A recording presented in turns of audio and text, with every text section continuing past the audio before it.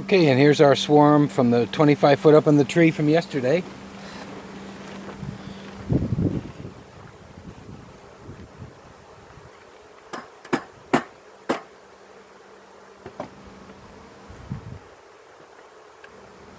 can see that the bees are fully hydrated and nice and calm.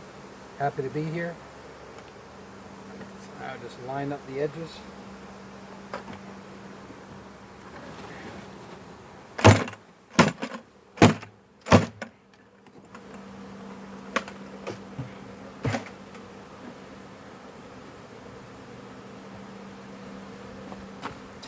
You can see, but that is a lot of bees down there. Okay, before they, and you see they're moving up, got to get the box on.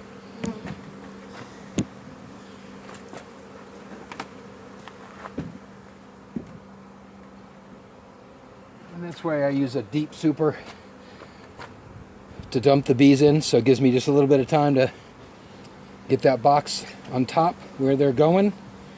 And there's already a pollen patty up top. 2 frames of foundation, 2 frames of foundation, honey, and 4 frames of drawn out comb. And the bees will be up on that in a minute, taking and moving right in, happy. Okay, and that's it.